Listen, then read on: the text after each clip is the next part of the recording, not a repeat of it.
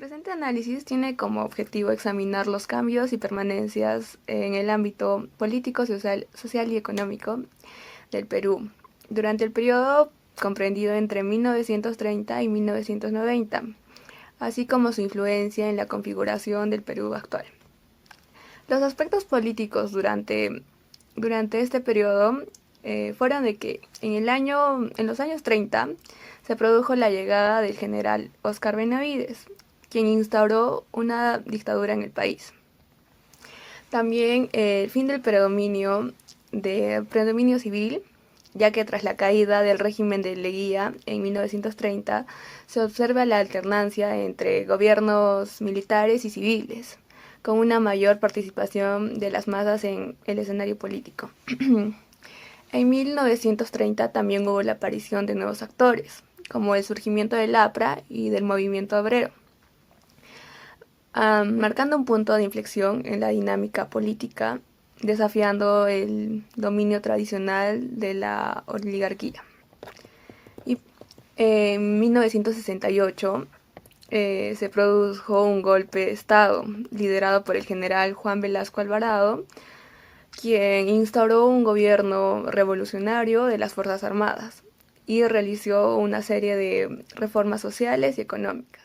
En 1980 se inició en el país un periodo de violencia político a causa del grupo armado Sendero Luminoso, que buscaba la forma del poder por la vía armada. Y en 1990 se llevaron a cabo elecciones democráticas y Alberto Fujimori fue elegido como presidente durante su mandato. Se implementaron medidas económicas drásticas y produjeron violaciones a los derechos humanos. En el aspecto social, durante los años 1930 se produjo un movimiento migratorio masivo desde el campo hacia las ciudades, lo que provocó un rápido crecimiento urbano y problemas de hacinamiento y pobreza en las ciudades. En la década de 1960 se iniciaron importantes reformas en el ámbito de la educación, con la creación de las universidades, la implementación de programas de alfabetización. Y continuando con los aspectos sociales, tenemos que durante los años 80 y 90 se produjo un aumento significativo de lo que es la violencia y el terrorismo en el país, principalmente a causa del grupo armado Sendero Luminoso, que provocó un clima de inseguridad, violencia y violación de los derechos humanos alrededor de todo el Perú.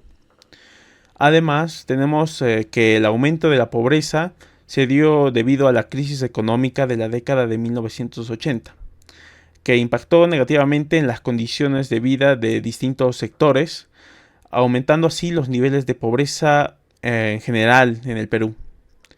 Y como otro aspecto social tenemos que la población indígena continuaba siendo víctima de discriminación y racismo, además de que se les negaba oportunidades, ya que esto se vio incrementado por el terrorismo y su influencia que tenía en esta región. Por lo tanto, se les consideraba a estas personas terroristas sin tener conocimiento de esto. Y continuando con otro aspecto, que es el aspecto económico, tenemos que durante la década de 1930 se produjo un desarrollo de la industria petrolera en el Perú, con la inauguración de una refinería en Talara por parte de la empresa estadounidense Standard Oil. A continuación, expondré sobre algunos aspectos económicos durante el siglo XX.